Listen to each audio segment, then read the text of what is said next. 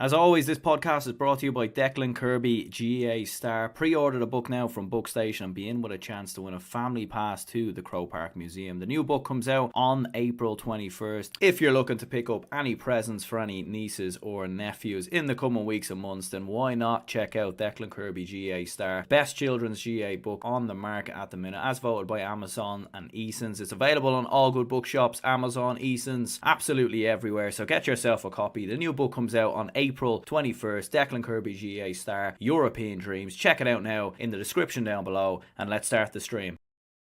Welcome back to GAA Fan TV. My name is Aaron. It's the football review show here as always on Monday. And as I was saying there in the intro, brought to you by Declan Kirby GAA Star. So if you could check them out in the description down below, be much appreciated. I'm joined here today by Matthew Hurley from the GAA Statsman podcast. We're going to be running through all the weekend's big talking points, from Dublin's relegation down to Division 2, from Mayo, of course, obviously sealing a league final position. Tyrone's big win over Kerry as well. Some of the Division 2 results as well, including Matthew's native Cork producing a big result there against Offaly. And also some big games in Division 3 and 4 to discuss, and certainly a lot of talking points. So, first of all, Matthew, how's things with yourself? I suppose over the moon with the Cork victory? Yeah, thanks for having me on again, Aaron.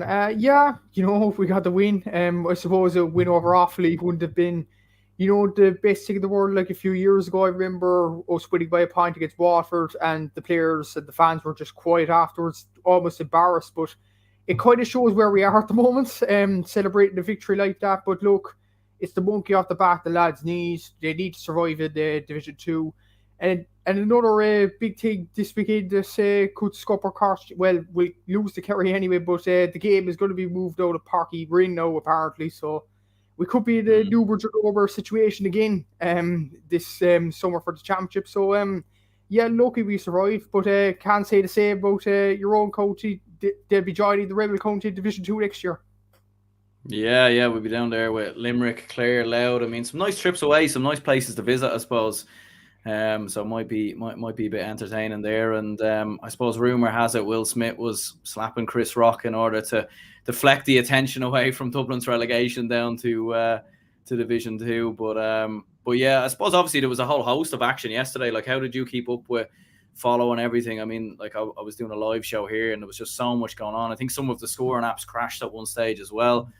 It was just all sorts of chaos. Oh, it was chaos. So I was trying to keep it up myself. I was doing a bit of job around that in the studio basically, and it was absolutely mental. Like, imagine like Division 3, Division 2 and Division 1 all at the same time. It's crazy stuff, really crazy stuff. And the thing is, I think there was about 2 or 3 games that were actually dead rubbers yesterday, which is, well, one of them shouldn't have been a dead rubber really. Sligo and Leitrim, we'll get onto that in a minute, that debacle. But like 2 dead rubber games, I think Carlow, Wexford and Down and Clare were the only dead rubbers. Other than that, it was all to play for. It was absolutely brilliant to watch. Even Kerry put out their first team. I think only Galway put out a B team yesterday. That was a bit disappointing, but Dave Mayo to think about that in the Division 2 final. So there's an excuse there. But it was absolutely great. It was going to the final day, and the league is nearly better than the championship at this stage because there's a lot of exciting games all packed into one day. It was kind of hard to keep up with it all, definitely.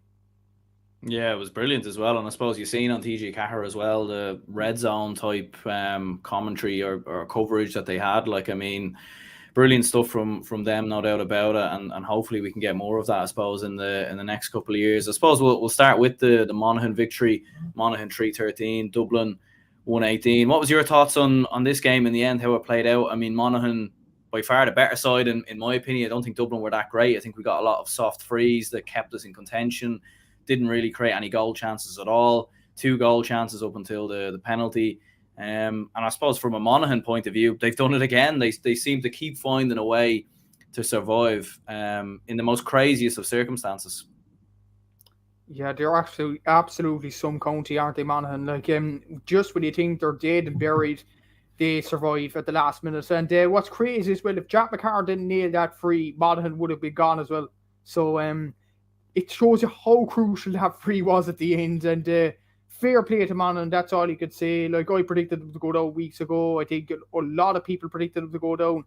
but they kept fighting. Jack McCarron, what a goal, the third goal for Monaghan.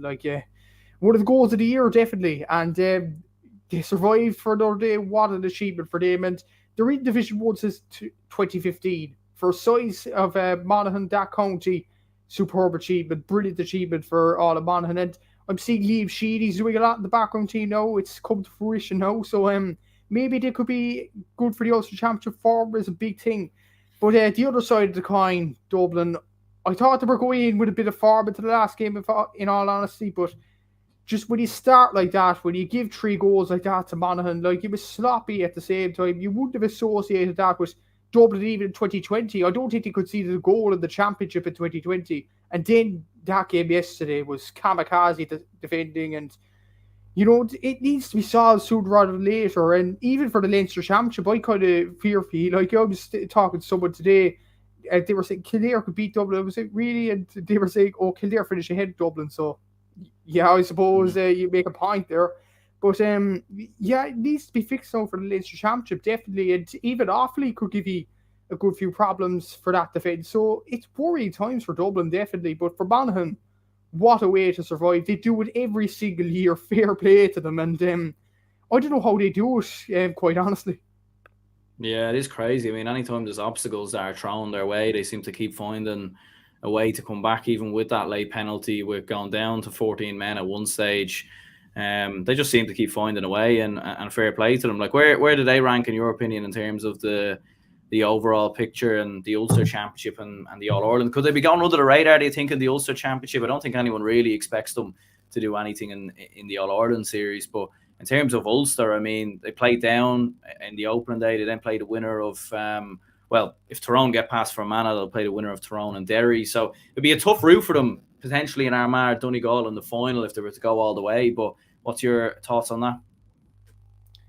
Of course, they could be Ulster, definitely, but it is going to be a hard road, definitely it is, and they're going to be down the quarterfinals. I've seen down up close, they're very, very poor, so I think Monaghan will get over that pretty easily. Then it's about the next game against Tyrone. They'll probably be hoping Tyrone will be battered and bruised for the Fermanagh game and the Derry game, and Fermanagh seem to be going pretty well in Division 3. They gave Limerick a stern test yesterday as well, so that could even be a tough game. I think Tyrone will get over the line in the end, but I think it won't be that easy for them. Derry will still be a tough game. There's lessons to be learned from their games against Roscommon and Galway. I'm sure Roy Gallagher will take that into consideration. So Monaghan do have an advantage there, that they're coming out the easy side of the draw. And if they go into an Ulster final against Donegal and Armagh, look, it's all to play for that game, because Donegal and Armagh arguably could get one hard game out the other side as well. So look, it's definitely all to play for. But we'll get on to Tyrone later, but I thought Tyrone yesterday were absolutely superb against Kerry, and Kerry are probably the best team in the country at this stage, and Tyrone just outplayed them. They scored 115, they scored, I think, an average of 11 points before going into that game, so you could see they're improving going into it. And I think they mentioned on League Sunday last night, the weather's getting brilliant. It's brilliant outside today, it's brilliant yesterday, and Tyrone seem to be, improving like the weather, and, that'll be tough for Monaghan as well. But yeah, Monaghan, of course, they could win it. I think they'll get over the quarterfinal. They'll fancy their chances in the semis. And Monaghan in the Ulster final, I don't think they've lost too many Ulster finals either. Correct me if I'm wrong, no. But it's there for them. It's definitely there for them. And they haven't won Ulster since 2015. So why not this year? Yeah, absolutely. And I mean, does this prove as well the fact that, Conor McManus obviously was injured, didn't play any part in the game. Does this prove as well that they are much more than just Conor McManus? When you have Jack McCarron, when you have Sean Jones, who's come in from the under-20s, Gary Mohan as well. Aaron Mulligan wasn't involved, but he's another good player to come back into the team when he does. So does this prove as well that even for a county with the population as small as Monaghan, that they are still producing, they are still bringing through players from their under-20s, and they're proven, even despite a lot of lads getting older, they're clearly still Division 1 quality. Yeah, it's funny because I actually looked at Monaghan's scores there. Obviously, McManus is a top, being the main player. But Jack McCarron, 3-11 in the league. That's a superb achievement from him. 2 goals yesterday. What a player this guy is. A bit under the radar, considering all the forwards we talked about in the league this year. Andrew Woods is another one you didn't mention there. He's an excellent young footballer. He scored 1-4 in the league. Micheál Bannigan has been underrated for a few years as well. Conor McCarthy has been in the half-back line. He's one of the most versatile players in the country as well. Shane Carey, of course, they have Rory Beckett in goal, the odd mistake, but most of the time he gets it correct. Ryan McAnespy's another good player there. So they do have the players, and it's a bit surprising considering the size of Monaghan that they're going to produce players year on year. And even before this crop of players, they even were producing the likes of Paul Finlay, Dick Clorkin, and Tommy Freeman. So they are producing players. It's quite a surprise for Monaghan, and it probably shows if you put all the eggs in one basket for one coach in football, the sky's the limit, really. And, it's absolutely brilliant for Monaghan to do that. And they are less reliant on Conor McManus now as he gets older with age. So, it's absolutely brilliant for Monaghan that these young players. You talked about Aaron Mulligan there. I don't think Aaron Mulligan has scored the league. That's the most impressive thing, and he's one of the most young, brilliant talents in the country at the moment. It's absolutely incredible. They've good young players coming through the ranks as well. And Banty McEnany, I'm sure, is a pro-Monaghan man as well. Liam Sheedy, as I've mentioned there, he's coming into the backroom team. He's doing a lot of work there. I'm sure the Dundalk goalkeeper as well, Gary Rogers. So there's a lot of good work going into Monaghan GAA, and fair play to them in Division 1 since 2015. And with the coaching team, with the players other than Conor McManus scoring freely this league campaign, you could see why, and the results are shown. Yeah, and Sir Klopp says here, I'm still not writing off Dublin. They'll get further than Monaghan in the championship. But I suppose with Dublin being in what is definitely the weakest province in the country at the minute, and Ulster is probably the most competitive. So I could see Dublin getting further than Monaghan in the championship, all right. But I don't know. It could be, these two could end up playing each other in a quarter-final. It's not exactly impossible. If Monaghan were to get beat by Tyrone, let's say, in an Ulster semi-final, which I think a lot of people would probably expect, although those two have been very close in the last couple of years. From a Dublin perspective, then, just another really poor performance. I know they showed a little bit of fight towards the end and they stuck with Monaghan. But again, I just feel with Dublin, it's just, that's 6 defeats now in 8 games. We're on, I think, the worst losing, that's the worst run of form, I think, in our county's history at senior level. So, just more poor stuff from Dublin. Oh, it's incredibly poor stuff. And even I made out Dublin scores as well. Other than Sean Bogler, Cormac Costello, and Kieran Kilkenny in this league campaign, you've been absolutely drab, and that's a fair assessment, really. Even Larkin O'Dell scored 1-2 at the start of the league campaign. He scored 1 point against Mayo as well, and he's gone off the radar. Ross McGarry's played well against Mayo. I said this on the podcast before. Where are these young players actually going? Padder Cuffing-Byrne hasn't really played in this campaign. Evan Comerford now has been replaced by Michael Shields. So even there's a confusion with the goalkeeping situation as well. Lee Gannon played well, in fairness to him, yesterday, scoring 2 points. But then again, where has he been for the previous 6 rounds of the league? This guy was supposed to be an up-and-coming talent. Dan O'Brien was excellent for Kilmacud Crokes. Why isn't he on the panel? So there's a lot of questions with Dublin, definitely. And yes, the fight was there at the end, but that's the least you expect of Dublin, really. You'd expect the quality to be there for this Dublin team, and it's just not clicking at the moment. That's the weird thing. And it's not as if the players are getting older either. Costello's still a young player, Kilkenny's still young enough, Brian Howard, Brian Fenton, they're still under 30 years of age.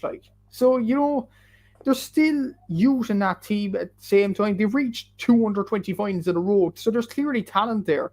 But I don't know what's the issue there. You probably know more about it than myself, Aaron, but from the outside, it looks like the older players don't seem to put 2 performances, even 3 performances together, and that's the worrying thing about this Dublin team. But other than the 3 players I mentioned in that scoring chart, there doesn't seem to be others stepping up, and that's the bad thing about Dublin at this point. Yeah, they look poorly coached, in my opinion. I don't think anyone's denying the talent and quality that Dublin have. They did win 6 All-Irelands in a row, and a lot of those players are still there. And you were looking at that team yesterday, it was probably as close to Dublin's best starting 15 you're likely to see. Maybe Conor O'Callaghan comes back in, but let's be honest, he hasn't been available for the entirety of the league. Is he going to come back in the championship? Maybe he's taken a year out. I don't know, but he doesn't seem to be available at this moment in time. okay, Owen Merchant, it was his first game back in. You'd expect him to hopefully, obviously he got subbed off early. Hopefully he's all good, but maybe if Paddy Small to come back in. But yeah, generally speaking, they just look poorly coached. Defensive organisation seems to be all over the place. They conceded 11 goals this year in the league. I mean, you think back to 2020 when they won the All-Ireland, they didn't concede a goal throughout the entirety of the league. I remember Raymond Galligan won an All-Star, and the main reason for it was because Cluxton had nothing to do, because Dublin's defence was so good. So it does seem that they're going backwards defensively. Has there been changes in the back room in terms of different defensive coaches? You know, like when Dublin go down, or when Monaghan go down to 14 men, like Dublin really should have tightened up just a little bit then. That now was the minute maybe to change a little bit. But again, a long ball from Ryan McAnespie. Fitzsimons, who I've been praising for years, really is probably one of the best defenders in the country. Even he's been looking all over the place. So, you know, I haven't a clue what's going on, but it does seem to be coach and management that seems to be the problem, which again is a surprise because I always seen Dessie Farrell as a decent manager, but it clearly isn't working. You mentioned defensive stats there, 11 goals conceded. Or even attacking stats that would kind of burn Dublin fans' brains. They've only scored 2 goals from play in the entire league. The 2 other goals they scored were penalties from Dean Rock. Like, that is incredibly worrying. Like, and one of them was a goal that really didn't matter. Larkin O'Dell's against Armagh, and the other was a belter from Doyle Scully at Vernaston. But 2 goals from play for Dublin, the 6 in a row all conquerors. Like, that's unheard of. And when you score 4 goals, 2 goals from play, and you concede 11 goals, you deserve to go down. It's as simple as that. It doesn't matter about the mini renaissance at the end of the league. If that stat shows, you definitely deserve to go down. And it's different. You say it's a coaching, it could well be a coaching issue. Like the players don't seem to know what they're doing. From what I was watching, I watched the full game against Armagh, and Armagh coached time and time, open time after time after time. And against Mayo, you seem to get a bit of momentum, and then defensive lapses of concentration just let Mayo in and score 2 goals, and the game is over then. So, you know, I don't know what the problem with Dublin is. And even the Tyrone game, you could argue Tyrone weren't even on form that day. Donegal, maybe he got a bit lucky. So, putting that all together, you definitely deserve to go down. And it is definitely a worrying time to be a Dublin fan at the moment. Maybe not in the Leinster Championship, because I think Kildare are probably the only team that could challenge your Leinster winning status. But for the All-Ireland series, like, realistically, you're not going to reach an All-Ireland semi-final on that form that you've shown throughout the league campaign, and especially yesterday. Yeah, I mean, with Croke Park obviously coming into the factor, I mean, that could make a big difference for All-Ireland quarterfinals, definitely from a Dublin point of view, and obviously it would depend on who they drew if they were to come through Leinster. But as Onfar was saying here as well, congrats to Monaghan again. Dubs are done this year in my book. They might scrape a Leinster title, but that's their lot. I suspect, I hope, of course, I'm wrong, and I would agree there as well. Hopefully we're both wrong. But I mean, what do you think? Could Dublin be caught in Leinster? I mean, it's an interesting one, isn't it? We obviously don't know there's been no semi-final draw. It's kind of funny, really. Like, I feel like they should go back and start doing the semi-final draw again before the start of the year, because clearly, like, none of the teams are quite at the highest level at the minute. But what's your take on that? I mean, could Dublin be caught in Leinster this year? I mean, there's still a lot of people who think Dublin are going to be fine and win all Irelands and have the quality and all the rest. I mean, you'd say to those people, really, what are they actually watching? Because, I mean, when you actually have watched Dublin throughout the entirety of the league, the 7 games, 11 goals conceded, 2 goals scored from play. And as you said as well, like, they're not even creating that many goal scoring opportunities. Like, I think they created 3 yesterday. Don't remember really any against Kildare. Don't remember any against Mayo. Don't remember any, I don't think, against Kerry either. So, you know, I mean, they're not creating opportunities. They're not, no, and that's the worrying thing. And even the Leinster Championship, like, realistically, I'd say Kildare are the only team that could beat you in the Leinster Championship. I think they're a bit off the pace. There's a lot of improvement still to go. You could see Offaly were a bit inexperienced yesterday. I don't think Louth are good enough to win the Leinster Championship. I'd love Louth to win it, obviously. See the Joe Sheridan incident from a few years back. But, yeah, you should be good enough to win a Leinster Championship, definitely. Kildare will be the main challenger there, but looking at that form, I think that's as far as you'll get. Like, even looking at the qualifier fixtures, like, even look at the finalists for the provincial championships, Other than Munster, which I think Tipperary, Clare, Limerick, I think you'd beat any of those teams in all honesty. But when you look at Connacht, it'll probably be Roscommon. Roscommon's form, I think Roscommon could beat Dublin this year. Looking at the form at the moment, I think Roscommon are a better team than Dublin. Like Roscommon are unbeaten, let's not forget that. In Ulster, it'll be maybe Monaghan, Donegal, Armagh. I can see all them beating Dublin on their day as well. So I'd be very worried if I was a Dublin fan, unless the draw goes your way and you get a Munster final team. But even they'll get knocked out in the last round of the qualifiers, so maybe it won't matter. So it's going to be a very tough road for Dublin this year. And I suppose if you truly want Dessie Farrell out of the team or out of management completely with Dublin, I think the best thing is to go out in the quarterfinals or go out in the semi-finals, because if you get to a final, really, could Dessie actually stay on? If you reach an All-Ireland final, Aaron, this is a tough question, but if you reach an All-Ireland final, not with it necessarily, but if you get to an All-Ireland final, will that be enough to keep Dessie's job, do you think?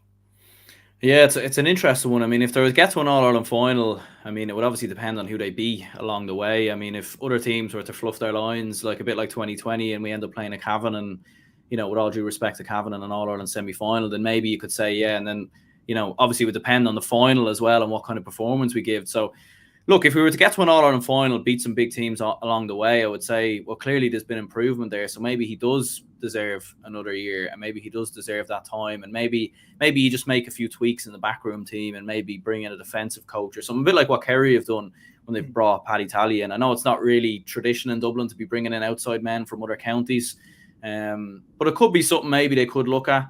Potentially maybe further down the line, especially in football. Obviously in hurling, we've brought in managers from other counties, but in football, it hasn't really been a done thing. So I'm not sure really. We'll have to see really how it does pan out. But to be perfectly honest, I'd agree with you as well. Like, I think Roscommon are looking very good. I think they would probably have Dublin's number. I think a lot of counties would really. And I think Dublin's best hope really in an All-Ireland quarter-final might be to get your own County Cork or something like that, or maybe a Clare, maybe a Limerick. I don't know. We'll have to wait and see. Well, I will say our attack is actually very good. So compared to your attack, and even if we challenge you with the likes of Sherlock and O'Mahony and a staff, Cork have actually the third best attack in Division 2 behind Roscommon and Galway. So, but then again, obviously, it's the defensive problem. Dublin will probably find their forward despite scoring 2 goals for play in the league and score about 6 against us. That's just the nature of Cork football at the moment. But yeah, it's a difficult time for Dublin, definitely. And there's a few teams you could lose to, definitely. But I think the general hope for Dublin fans is to get a Munster final team in the All-Ireland quarterfinals, or a team coming down the stretch of the qualifiers. Other than that, I think it could be a rough year, to be honest, Aaron. And it's a change for once. I think the last rough year Dublin had really was when they got hammered by Kerry in 2009, probably, I would think anyway. Yeah, absolutely. I mean, it was looking like a rough year at the start of 2010 when we got beat by Meath. We got absolutely hammered, but I think we turned it around quite well that year, and that was probably the sort of stepping stones for what followed in 2011. Tyrone, big win for them away at Kerry 2-11, Tyrone 1-15. Are Tyrone back in the mix for an All-Ireland this year after being wrote off really after they were beaten by Dublin a couple of weeks ago? Yeah, I think they're very much back in the mix, definitely. And Kevin McStay or Kieran Whelan, one of them was mentioning the weather being a factor as well. I think it's a huge factor for Tyrone. Like, with this weather being a factor, they can tire out teams completely. And some Kerry fan was mentioning, I didn't watch the full game, I only watched the highlights. But some Kerry fan was actually mentioning they fell into the same traps as they did last August. That's worrying for Kerry in a way. But for Tyrone, that's a very good sign that they still have it in them. McCurry, again, what a player he is. A bit underrated, in my opinion. Niall Stoughton hit farm again yesterday. I see Darragh Cadavan actually kicking from a long kick-out from Niall Morgan, which led to the goal, and he's one of the smallest men in the pitch, so you could see the heart of the guy. I suppose the only downside for Tyrone really is the form of Cathal McShane. Well, I suppose it would be still a bit sluggish after a big injury in 2020. But especially after his kind of renaissance last year in the semi-final and the All-Ireland final, you would have expected McShane to, blossom a small bit in the league. But he's only scored 1 point from play in the entire league. So that's a very disappointing stat for him personally. But a lot of players coming to the fore now. Peter Hart again, Con Kilpatrick's done well in the league. So Look, I think Tyrone have a major chance for the Ireland, especially with Dublin being the state they're in at the moment. I honestly think it's probably Mayo, Kerry, probably Dublin, Tyrone after that, and Armagh maybe if they hit a bit of form. But I think it'll probably be them four teams at the end of it. But yeah, Tyrone are right back in the mix now, so beware for the rest of Ireland. They are coming for you. Yeah, and it is funny because I think everyone has very much had Mayo and Kerry as their front two, or most people have had Kerry as number one, definitely, and then you can argue maybe Mayo number two. But Tyrone they have their numbers really. I mean, Tyrone have beaten Mayo 3 times in a row now, going back as far as the league in 2020 when they relegated Mayo down to Division 2, and they've obviously had back-to-back wins over Kerry now as well. So I mean, if it gets to an All-Ireland semi-final stage and Tyrone are there, and they get through Ulster, or even come through the qualifiers, and they are up against a Mayo maybe in a semi-final or whoever it may be, I mean, they'll fancy their chances at once again going all the way and winning it. Yeah, definitely. Like, people seem to write off Tyrone. I think someone in the comment section last week or 2 weeks ago were saying that we were writing off Tyrone completely when we were talking about Mayo and Kerry potentially winning the All-Ireland. It looks that way now. I think Tyrone look a very good prospect at the moment. It's still a bit worried, that performance for Kerry. I suppose they wouldn't take too much to heart, to be honest, because they were already in the league final, let's not forget. So next week we'll tell a lot about Kerry in that sense. Maybe yesterday was a bit of a culture shock for them a small bit. But for Tyrone, brilliant victory. And now they go into the game with Fermanagh with the tails open going into that game, with a bit of positivity in the team. And there seemed to be negative talk with Lee Brennan, Mark Bradley, all them, Tiernan McCann leaving the panel. So, this result will definitely drive them on a small bit. So, good result for Tyrone. They looked dead and buried, to be honest, with the points difference they had. They needed to be carried out in Killarney, and they haven't done so since 2003 before yesterday. They did it again, and fair play to Tyrone. They haven't done so in a while. They needed to win. By God, they got it. Fair play to Tyrone for that, and they'll go into the Ulster Championship with a realistic chance of winning it, in my opinion. Yeah, I mean, like their players are improving and peaking really at the right time. Kieran McGeary looked a lot better yesterday against Kerry with 2 points. You'd Sludden with 2 points. Even Dara Canavan, I think, as well, who's really probably gone under the radar a little bit. I mean, he was excellent, I thought, in their victory over Mayo. Was probably a contender for man of the match behind Peter Hart that day. And that pass as well to Darren McCurry, I mean, out of this world, really. And we all know the Canavan name. He's obviously, there's a lot of pressure probably on him from Tyrone fans and maybe fans from the outside who expect him maybe to be as good as his dad, or at least maybe get somewhere near that level. But look, he's shown that he is quite a very talented footballer, and when you take the name away from it, I mean, Tyrone, they have a lot of options there. I mean, in that attack, I mean, maybe coming off the bench might be an issue. Like I seen there, looking at the Score BO app there, Matty Donnelly, the only substitute. I don't know if that's exactly true, but I mean, you're looking at it and thinking, for Tyrone, with that forward line of McGeary, Sludden, Darren McCurry, Conor Moyler, they're definitely going to be up there. Yeah, another forward that's going to the radar, I think, is Paul Donaghy. He doesn't come on much, but at the same time for Dungannon, he hit the lights out.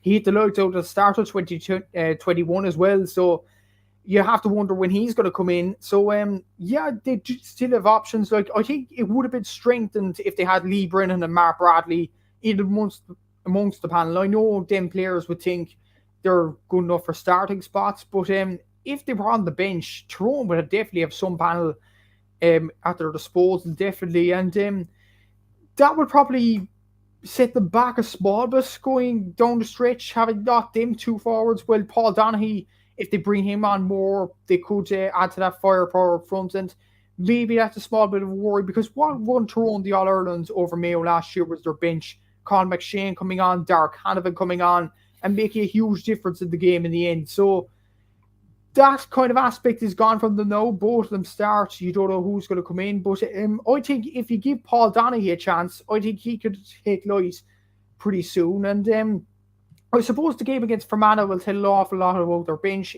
They'll rotate a lot, definitely. No disrespect now to Fermanagh. I think they're a very good team and all that. Sean Quigley, excellent footballer. But realistically, Tyrone are going to win that game. So it's an opportunity really to rotate the team a small bit, test out a few fellas. If it's going wrong, bring in the old guard, as they'd say. But I suppose that'll probably be the last chance, because the next game after that, Derry will be full of beads and they'll go for Tyrone for hell like later. Definitely, you look at the rivalry between them two sides. So, yeah, I would say there's decent backup for Tyrone, but not as good as last year, in my opinion.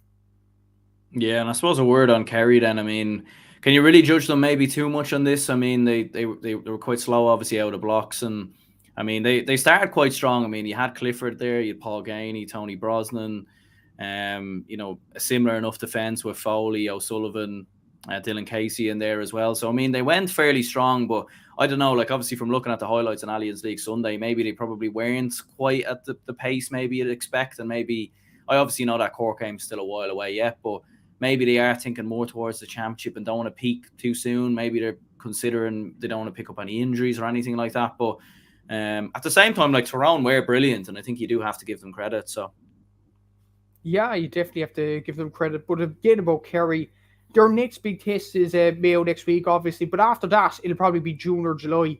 So it's probably better for Jack O'Connor to, put out his big guns now, because what's that going to do? Going to Cork, well, not going to Cork now, it's going to be at Fitzgerald Stadium, which will make it a lot easier now for Kerry to win that game.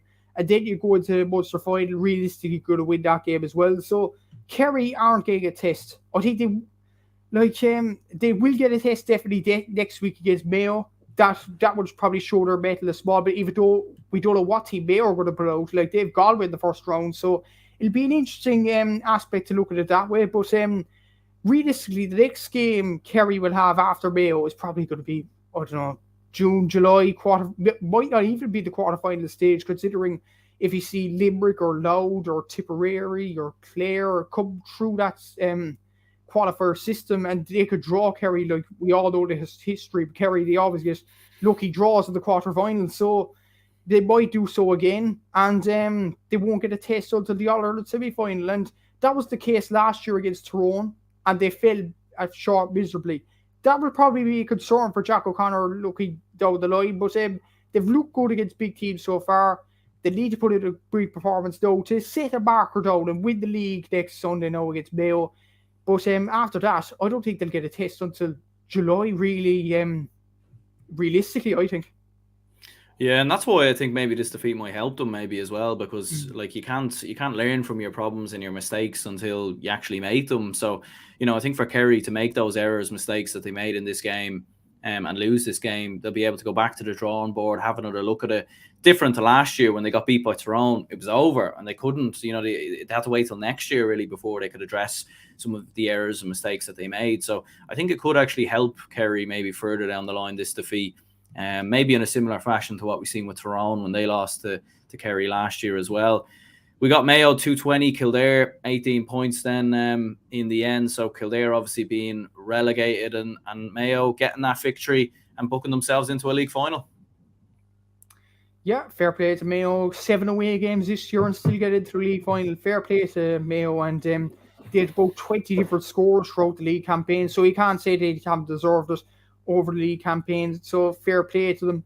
I'm not sure is it ideal preparation going into the Galway game. If they play full straight next Sunday, that'll be interesting, as I've said before. But look, it's a league final. It's a chance to win a trophy. They'll go for it. I think they will. Like, I know Galway is a big game for them, but at the same time, a trophy's a trophy. And a win over Kerry would stamp their authority on them, the rest of Ireland, definitely. As for Kildare, you have to feel sorry for them at the same time. Like, you thought they were safe. I think Donegal, Tyrone, Dublin, Monaghan were all behind them at the start of the day. They could have got into a league final, and instead they go down. Like, it's a sad reality of Division 1 football, but look, I suppose if you're going to point to one thing for Kildare, they didn't score enough goals to stay up. The fight was there, the points were there, the defence were pretty solid as well, but they only scored 2 goals in the entire league campaign, both scored by Jimmy Hyland. So ultimately, that just wasn't good enough for Kildare to stay up. But at the same time, I'd feel very sorry for Kildare to go down with 5 points, with a very good points difference, especially their performance against Monaghan last week was phenomenal. And to say Monaghan stays up and Kildare goes down, I know Monaghan performed very well against Dublin, don't get me wrong, but maybe there's a bit of injustice about that. I don't know what you think. Yeah, I mean they both finished on the same amount of wins. I suppose they both finished on 2 wins, and I agree with what you say to a certain extent about Kildare. How much fight they showed, how much improvement they showed, but at the same time they lost every away game. They played a Tyrone team that were down 4 players, 4 of their starters. They couldn't beat them then either when Tyrone were struggling. So I think at the same time, look, that's just how it is. I mean, yes, we're all excited to see new teams come up to Division One and be good. And I think a lot of people want Kildare to do well because you want to see a competitive Leinster Championship. But I think at the same time, if you lose every away game, you can't expect to stay in Division 1. I'm not too sure if that's ever been done before. So I think for Kildare, for as good as they've played, for as good as the young players they're bringing through, and Highland, Kirwan, and Paddy Woodgate, and they can definitely take a lot of confidence going into the Leinster Championship. But I think at the same time, look, they did lose every away game, and we can feel sorry for them all they want. But at the same time, that's just how it goes. Yeah, that's exactly it. And 2 goals across the league. I think they have 14 different scores. Yes, they still had Jimmy Hoyland, Paddy Woodgate, Daniel Flynn, Ben McCormick, Dara Kirwan scoring high tallies. But then when you look at the rest of the team, they weren't contributing enough. And maybe that was a deciding factor in deciding their fate in many ways. That other teams like Mayo had 20 plus different scores, Kerry the same, Tyrone, even Dublin, I think, had more scores than Kildare, and they finished below them. So maybe that was a reason why they went down. They didn't have enough firepower in them. But there is definitely positivity going into the Leinster Championship, considering they were much better than Dublin in this league campaign anyway. They'll take that going into the Leinster Championship. And Leinster Championship for Kildare won't be a bad year at all. Competing well in Division 1, I think that's a success for the fantastic quadruple there in the Anthony Rainbow, Johnny Doyle, Glenn Ryan, and Dermot Earley. So like, they haven't won a Leinster title since 2000. Like, that's kind of hard to believe. I know Dublin have dominated, but you would have thought Kildare would have won it sooner than that, considering they reached an All-Ireland semi-final in 2010, and they were probably close to winning All-Ireland that year. So, look, I think they'll be happy with a Leinster title, despite going down to Division 2. And I think, yes, Dublin are there, Derry, Meath, Cork, if they get their act together, could be good. Clare could be good. So, look, it will be tough for Kildare to go back up next year, but they definitely have the players to do so. And Jimmy Hyland, if he keeps improving, I think he's 23, so there's a lot of room to improve. Paddy Woodgate, another new fella in. So the team is pretty young. So that's a positive for Kildare going into the Leinster Championship. And to win it, that won't be bad at all. Yeah, Sir Klopp says there, when was the last time Kerry won a game in Croke Park? So shots for there, I think it was 2019. I think against Tyrone, I think it might have been was the last time they won in Croke Park. But speaking of Mayo, anyway, I mean, good win for them. I mean, they'll obviously want to build a bit of momentum going into that league final and into that Galway game. So it's a weird one, really, isn't it, going into that league final? I mean, it's not the be all and the end all. I'm sure it'd be nice to beat Kerry and turn them over in Croke Park, but again, as we were saying before, like there is a likelihood that these two could play each other in the All-Ireland series further down the line. So, like, Ryan O'Donoghue, obviously brilliant again, scoring 1-4 against Kildare. Jason Doherty seems to be a good addition back into the team. But what's your thinking for Mayo going into that league final? How do you think they'll approach it? It's a tough one, really. I've been speaking to a few Mayo fans yesterday, and they're kind of unsure what to do. Like, Galway first, that's going to be a massive, massive game for Mayo, and probably will be a deciding factor in their season, and even Roscommon and Connacht. So that's 2 hard games in Connacht. When you look at Kerry, for example, they have no hard games in Munster. Let's be honest here. So I think Kerry will go full pelt for this game. I don't think Mayo will, to be honest, I don't think Mayo will necessarily play a full second team, but I think the likes of Robbie Henley, if he's fit, will probably start. Ryan O'Donoghue will probably start. He has done throughout the league campaign. Jason Doherty, they need to get him up to match fitness. He'll probably start. Jordan Flynn's another player that has impressed me. I know there's temperaments issues with him in the past few years. We scored 1-5 in the league as far as I'm aware, so that's a pretty good tally and good partner for Matty Rowan in midfield. Maybe they'll try that out and see how it fares against the likes of Kerry. I think Fergal Boland might start as well. He is something to prove. James Carr first came back in a while yesterday. He might start the game and might give a Kerry defence a run around. So there's a few players that could start, but at the same time, Brendan Harrison got injured yesterday. I think Dermot O'Connor, correct me if I'm wrong, but I think he got injured, according to a few Mayo fans yesterday as well. So, like, that's the fear that Mayo have. If they're going to get injuries before the Galway game, that could bust their season completely. that would be playing at the back of James Horan's mind.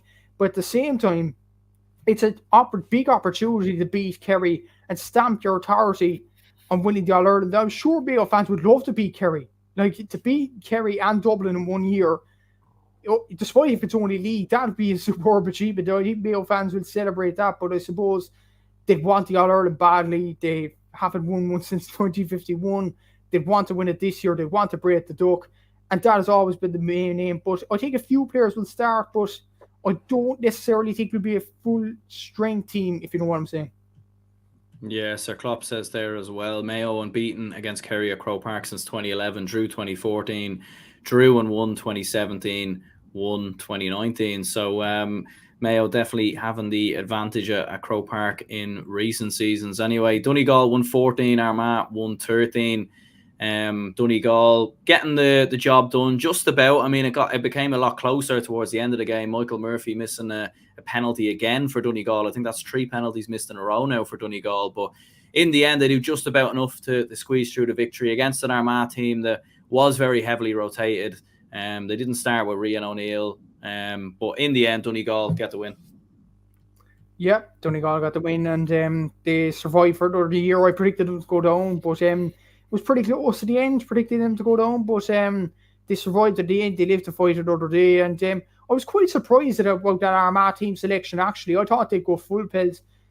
I know they've done it all, the Ulster Championship, but to get to a league final, like, when's the last time Armagh got to a Division 1 final? A very long time ago. So I would have thought they'd gone full pelt for this game. I was surprised at the team selection, to be honest, but fair play to Donegal, brilliant win, and yeah, they're all set now for the game against Armagh. Well, this is the interesting part now. Both of these sides play each other in the Ulster Championship. This will be some battle here. And Armagh have a point to prove in that game. They didn't win this game when they needed to win it to get to a league final. Here's their chance now to prove they're in with the big boys. They need to beat Donegal in the Ulster Championship first day out.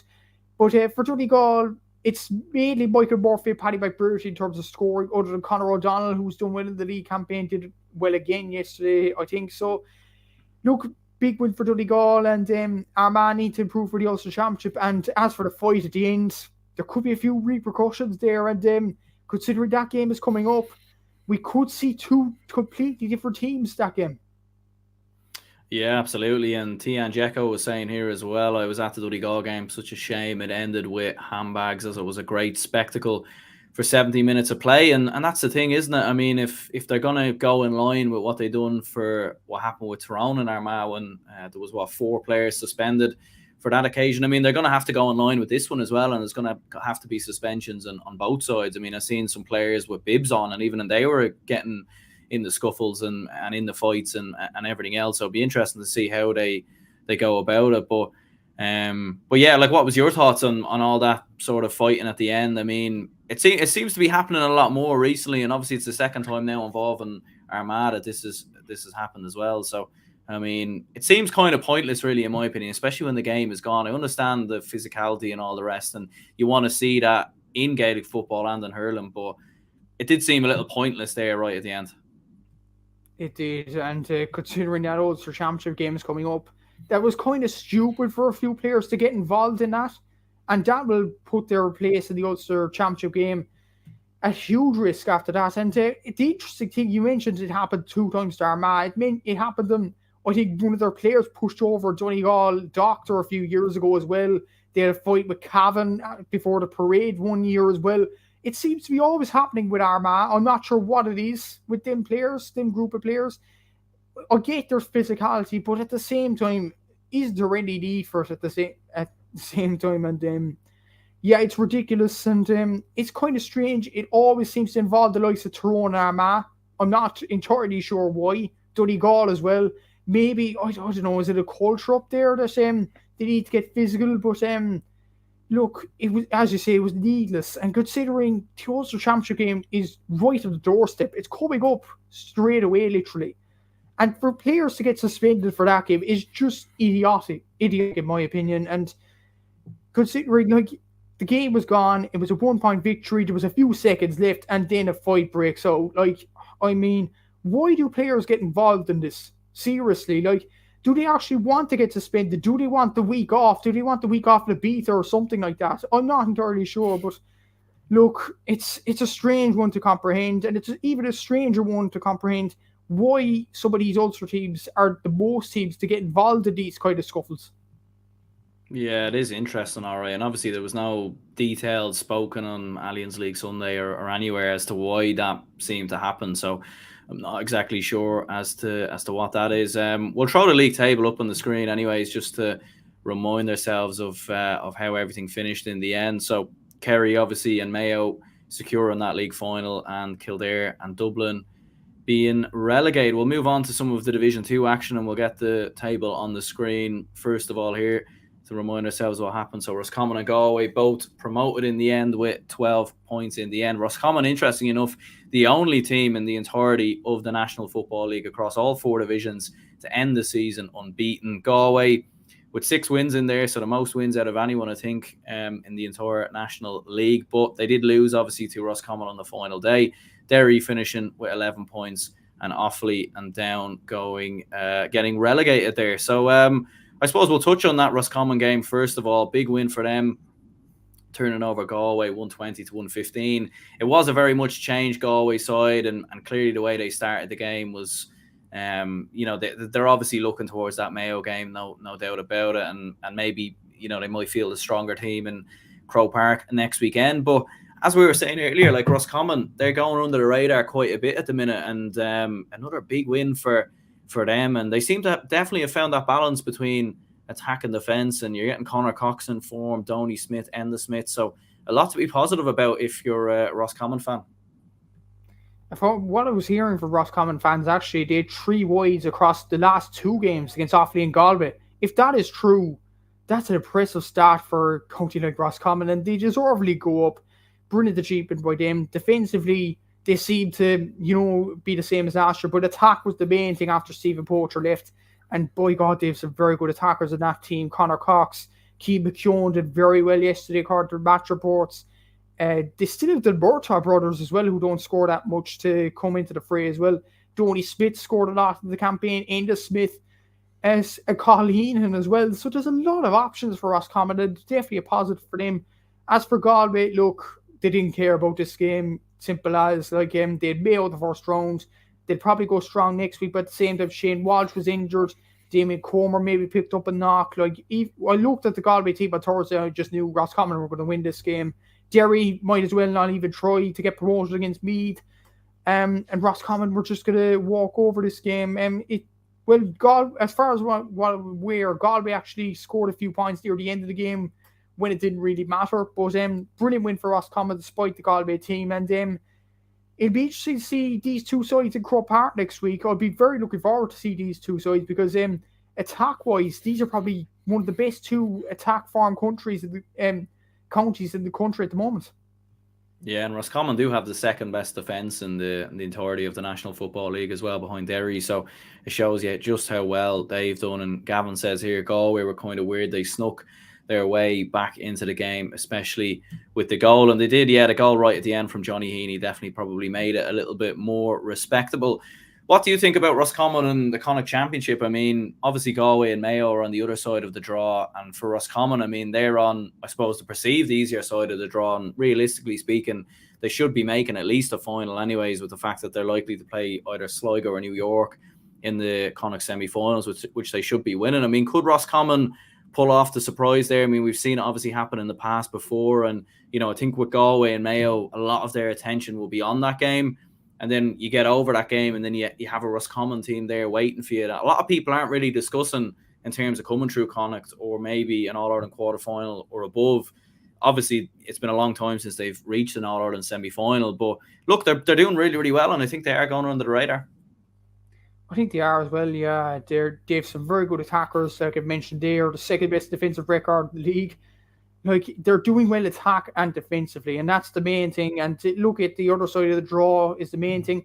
I do think actually Sligo could really put it up to Roscommon. Not that Roscommon seem to flatter at any moments or anything like that. I think Sligo are genuinely a very good side, so I think they'll actually put pressure on that Roscommon team. But Roscommon easily should go past Sligo. Let's not forget Sligo, Division 14 for a reason. And then the final, like, it's a tough one because Mayo and Galway are playing in the first round. Then I think they're playing League Triple in the semi-final. That'll be an easy win for one of them two sides. So they'll be well rested going to the Connacht final there. So it should be a very good game. But as we've seen in so many years before, you never write off Roscommon. Like, people are writing them off. They're saying Galway, Mayo are going to win it. They're all out of contenders, so they must win Connacht. But do not write off Roscommon. They're a very good side. Best attack and defence for a reason. And they'll definitely put it up to one of them two sides. Starting next week against Galway, I think that'll be the acid test for them, especially playing in Croke Park. We'll see if that form could translate into headquarters. Yeah, and it's great games to have, no doubt about that. And I suppose for Derry in the end, they did come from behind in the end to get the victory against Meath. Meath were very much in front for the majority of this game. In the end, I suppose, didn't mean anything for Derry. They'll be staying in Division 2 next year, but they did finish with 11 points, and obviously they'll go into that game against either Tyrone or Fermanagh with a bit of momentum, which I think is important for them, obviously having been beaten by Galway the week previous. So I suppose for Derry to be disappointed, but at the same time, 11 points in most leagues, most divisions would be enough to secure promotion. So it is what it is. They'll be disappointed they didn't get that promotion, but at the same time, they are certainly moving in the right direction, and they definitely will be one of the favourites for promotion next year. Oh, they definitely will. But I suppose Kildare and Dublin coming down might scupper them chances a small bit. But yeah, very good win for them. They probably need to win yesterday, considering Roscommon were playing an understrength Galway. But they did enough. They got the win in the end. And Derry are a good side. Like, I think they just had a blip last week against Galway, and that scuppered the promotion challenge altogether. But they do have some very good players. They are improving year on year. And I do think even if they lose to Tyrone in the Ulster Championship, they'll be a real team to back in the qualifiers, in my opinion. They look a very good side. And even, I know this pains you for me to say this, Aaron, but I think if Derry play Dublin in the quarter-final, I think Derry could actually beat you. I think they're a very good side. Like, defensively, attack-wise as well. Shane McGuigan came back into the team yesterday. Or Lynch is a very good goalkeeper. So there's a lot of positivity for Derry. As for Meath, look, there's positives for Meath. Like, at the start of the league, let's not forget they were disarray after not scoring at all in the first half against Galway. But that Cork game really turned their fortunes around. Good win against Clare. And a good performance yesterday as well. So, look, positivity for me, positivity for Derry, and Meath as well. I think they'll fancy their chances in Leinster. I know Kildare and Dublin are a bit ahead of them at the moment, but considering the two sides got relegated to Division 2, they were the same division as Meath. Meath could win their first Leinster Championship since 2010. It's a genuine possibility now. Yeah, I mean, look, I still think they have a bit to do, in my opinion, to get up to a level of Dublin and Kildare. I still think they're a bit ahead of Meath, in my opinion, but they will take confidence, obviously, after the recent performances. They're back scoring again, scoring 211 in total, which I think is a good tally to have. And for Derry, I mean, special mention to Niall Loughlin with 1-5. I mean, I know what you were saying there in terms of them beating a Dublin. I probably still fancy a Dublin and Croke Park, to be perfectly honest. Given, their experience of playing in that ground. Derry haven't played there too often, big occasion, all the rest. But, I mean, look, at the same time, Derry are certainly on an upward trajectory and Dublin are certainly on a downward trajectory. So you just never know if that was a game that would come about. And I think in previous years when Dublin were playing sides in All-Ireland quarterfinals and Super 8s, you'd kind of just say, look, they're going to come through that, let's be perfectly honest. Whereas now you can definitely have a bit more of a debate, no doubt about it. You'd Offaly 120, Cork 121. Your own County Cork just about surviving relegation in the end. Very, very close. And I suppose huge scenes at the end. Big moment for Cork football staying in Division 2. Massive moment. Better than winning the All-Ireland in 2010. Up the Rebels. Look, it probably shows where we're at. To be honest, them wild celebrations at the end. I'm not sure would I have been that wild as the players at the end of us. But look, we survived. That's the main thing. And the bottom line here is we were 3 minutes away from the Talton Cup and the players dug it out. And Offaly played very well in fairness to them, but that mistake at the end, oh my God, maybe there's need for a rule change there as well. I don't know what the Offaly players were actually thinking towards the end. Like Paddy Donegan said in the Irish Examiner afterwards that he was thinking of letting it go for a 45 or something like that. I would think, even if he laid it out for 45, there's a possibility Sherlock would have missed that chance and Offaly would have gone up and tried to win the game after that. So, but instead, it's a 10-metre free and Cork end up getting the winning score. And look, it's a thing Offaly need to learn from if they're going to challenge with the big boys sooner rather than later. But for Cork, where would we be without Stephen Sherlock and Colin Manny? I don't know where, like Colin Manny, what a goal yesterday. Superb player. Stephen Sherlock, 9 points, 5 from play. He's a nominee for Player of the Week. That's a change for Cork football. Player being nominated alongside, I think, Jack McCarron and some Tyrone players as well. So that was nice accolade for him personally. But yeah, we survived. That's the main aim. But geez, Aaron, it was very close to, going pear-shaped for a while. Yeah, and I suppose obviously, like looking at the Munster Championship, I mean, I don't think anyone's expecting Cork really to produce anything against Kerry. But what would you see from here as a Cork fan? What would be a success at this point? Do you think you're obviously going to be in those qualifiers? There's going to be a lot of good teams in the qualifiers now as well. Let's not forget that are Division 2 and Division 1 teams. So, what would you reckon? How far can Cork go? Maybe around before the quarterfinals, maybe the quarterfinals, or what do you think? That'd be the dream, get to quarterfinal. Like we've only been to one quarterfinal trip since 2015, that Super 8 campaign. So it's the dream really to get to the quarterfinals, and I think it will be great exposure for players like Blake Murphy, Colin Manny, Stephen Sherlock, all them. Like the thing is, I mentioned this before, the forwards, there's no issue there. I think we do have the forwards to be one of the best in Ireland, in my opinion. We're only behind Roscommon and Galway in terms of scoring, but defensively, the errors we're making is kamikaze stuff, and even for the penalty, very sloppy to give away when we're in control in the first half. Like, there is the argument we're missing Danny O'Mahony and Sean Meehan at the same time, but you would think we need to, with a county like Cork, we need to have a defensive structure. We don't have a kick-out structure either, and that needs to be improved for the qualifiers. This part of the qualifiers, I'm actually not sure. Well, a lot of media outlets are saying we're definitely in the Sam Maguire Cup, but I'm unsure now after what Joanne Cantwell said on match day 3 after the Derry game. 6th place could not, and maybe not, be Sam Maguire. I'm not entirely sure. Like, my fear would be if Tipperary got to the Munster final, we could be in the Celtic. I'm not sure about that, Aaron, really. Does 6th place actually guarantee Sam Maguire? I'm not sure.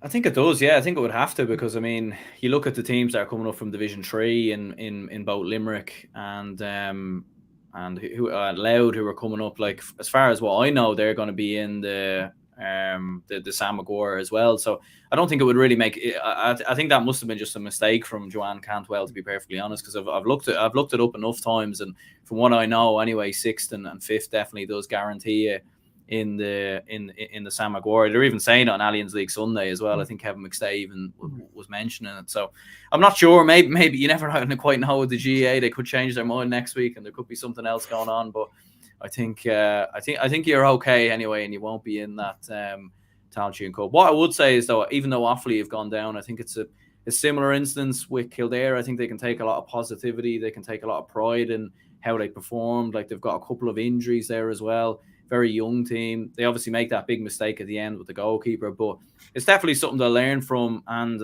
it is likely they'll play Dublin in the Leinster quarterfinals, and it's probably likely that Dublin will win it. But I think at the same time, Offaly will have a bit of confidence going into that game. And if they do go into the Tailteann Cup, I think they might well be favourites. So you could see them in Croke Park at some point further down the line. We down 1-9, Clare 2-14. I mean, we'll touch on this game briefly. It was a dead rubber in the end, but I think important for Clare to build a bit of momentum, because I think they'd gone 3 or 4 games without a win, so a big victory for them away at Down. And they're obviously on that side of Munster as well, where they could go on to a final. I think they play Limerick and then the winner of Tipperary and Waterford. So I mean, for Clare, there's a couple of big weeks ahead now for them. Definitely is, and I've mentioned this to some Clare fans. They haven't reached a Munster final since 2012. That's a pretty long time, and there's a lot of pressure for Clare to reach a Munster final, especially this year. And as you said, it's a brilliant win, actually, when you think about it. It builds up momentum, especially Limerick had brilliant momentum going into this game. Another win as well yesterday, so very good win for them. As for Down, like, I see them last week. I don't know where they're at, to be honest. Like, Kilcoo won the Ulster Championship. down under 20s did well last year. So why doesn't it translate to the senior pitch? I'm not sure. They tried 4 managers last year. None of them accepted. They had to sit with James McCartan, and you nearly feel sorry for him because he looks helpless on the sidelines. And they put up a bit of a fight in the second half against Cork, but my God, they were, it was poor to watch for Down, especially attack-wise. They didn't know what they were doing at times, and this as a Cork fan, no, Down they looked at more of a shambles than us, and that takes some doing, and they could get an almighty hiding from Monaghan in the quarterfinals at Ulster, but for Clare, good positive win and brilliant to build on. Yeah, without doubt. And as you were saying there about Down, I mean, I was looking at highlights of their under-20s against Fermanagh, and they looked brilliant. So they've had a good couple of under-20 teams in the last couple of years, and Sheelan Johnson and these kind of lads. But for whatever reason, they just don't seem to be involved in the senior team. And I'm not sure what the crack is really with Down. I think they're the only winless side as well in the entire National League, so that's quite a disappointing statistic. And look, if they don't get their act together quickly, I mean, you could be looking at them playing Division 4 football in the next couple of years. I mean, it's not exactly inconceivable. Like, it'd be tough for them getting out of Division 3 next year, in my opinion. But we'll crack on anyway and have a look at Division 3. We'll get the league table up on the screen there. So Louth and Limerick in the end get promoted. Louth with 11 points. Limerick there with 10 points. Westmeath and Antrim miss out, and it's Laois and Wicklow who will be going down into Division 4 next year. And I suppose touching on some of these games briefly, but touching on the Louth one first of all, big win over Wicklow. I think this is a 5th win in a row now for Louth, and Samuel Roy continues to shoot the lights out. Back-to-back promotions for Mickey Hart. I mean, things can't really go much better for Louth at the minute. And to be honest, I think it actually puts Mickey Hart as one of the best managers ever to grace the game. Like, to get this Louth team from Division 4 to Division 2 within 2 years, what an achievement. And he is absolutely some manager. Samuel Roy, very good player as well. And Louth didn't look like they were going to get promoted after match day 2. So, fair play to them for turning around. As for Wicklow, that's another county I kind of feel sorry for. At the same time, I know they had that managerial outburst as well during the league campaign, but they seem to play well at every game nearly, and they're relegated. It's just the world we live in with GAA at the moment.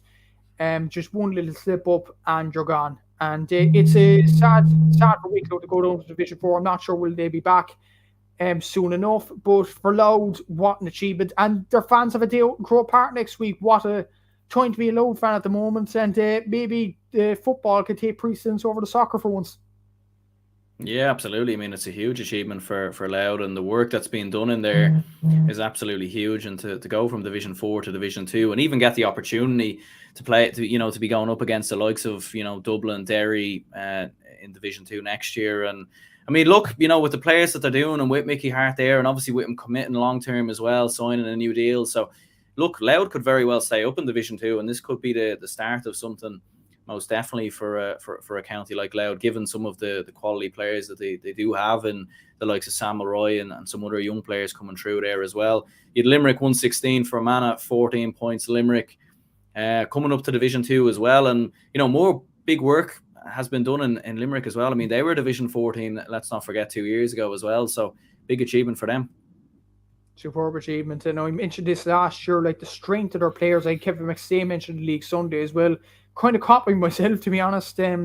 Like last year, I thought they looked like a Munster team. Like I mentioned that fella that looked like a Munster second row. That fella was Josh Ryan. He scored 1-6 yesterday. What a player he's turned into. He has the height, he has the strength, and he has the finishing ability. What a player he is. Hugh Burke did well in the league campaign. James Naughton as well. Ian Corbett doesn't get much plaudits, and I suppose that just shows what a good team Limerick are and what a job Billy Lee has done to get Limerick football back up on the map. And I'm in college in Limerick at the moment. I'm delighted for them. They definitely deserve Division 2 football, and long may it continue for Limerick. As for Fermanagh, look, positivity at the same time. Like Sean Quigley didn't score about yesterday. Kieran Corrigan seemed to take up the mantle a small bit now yesterday. But at the same time, it wasn't too bad, not too great either. An average league campaign, to be honest, for them. But for Limerick, brilliant achievement. And 3 Munster sides now in Division 2 next year. And Limerick will say they're going to play Dublin. I don't know who wins the last time you'll say that, to be honest. Yeah, it's definitely been a long time. All right, there'll definitely be a few new teams for us Dubs to get used to seeing, anyways. And as we were saying earlier, like with Dublin maybe likely to be playing in Parnell Park next year, but I think it would be good, all right, as well to still have them in Croke Park. So maybe counties like Limerick, Clare, Louth can get their day out in Croke Park in a similar way to a lot of teams who've obviously come up to Division One in the last couple of years as well. And as you were touching on Limerick there as well, like they have their own academy down there as well that's headed by Paul Connacht. And you look at the size of the hurlers as well. I mean, I don't know what they're eating down there or what's going on with conditioning, but I mean, it's 100% working for Limerick. And I think, if they can get players to commit, if they can continuously bring younger lads through as well, I do think it's possible that Limerick could go up to Division 1, not next year, but I think in a couple of years. And I think they could be a team that could really start to crack on in football, because we've seen how well the hurlers have done. And I think something similar could happen to Limerick footballers. Maybe not winning all Irelands or anything like that, but I think they could definitely be competitive. You had Westmeath won 11, Antrim 12 points. I suppose for Westmeath, it's a good victory, but I think overall they'll be disappointed in their year. I think a lot of people looked at them as a side to be promoted from Division 3, and they get this win away in Corrigan Park at Belfast, but in the end, I mean, it's not enough to secure promotion. That's the annoying thing about Westmeath. Like, they played so well against Cork, Mayo, Meath last year. Like, let's not forget, against Cork, they scored 25 points, and that would have been winning most games. And they were favourites for a reason to go up, and they just didn't do it. I suppose it was inconsistency. Like, games like, I'm not sure what they lost against Longford, definitely. I think it was at home as well. Like, you can't be losing them games that are expected to get promoted.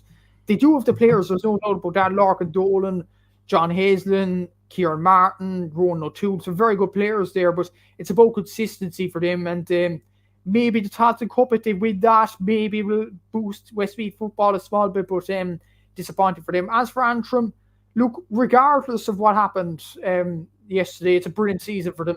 Like, they were promoted for Division 4. It would have been nice actually to see Antrim. I know I would like Limerick to go up myself, but like for Louth and Antrim to go up to Division 2, that would be a turn up for the books. 2 Division 4 sides to go up to Division 2, that would have been unbelievable. But Antrim, they'll fancy their chances now in Cork Park against Cavan, and they'll give it a right good go in that game. And even in the Tottenham Cup, if they get to that stage, they could even win that competition. So all up for Antrim at the moment. And you talk about Limerick, there's a lot of work being done there. There's a lot of work being done in Antrim as well. So sky's the limit for them, but for Westmeath, inconsistency really caught them. But a good win yesterday, I suppose.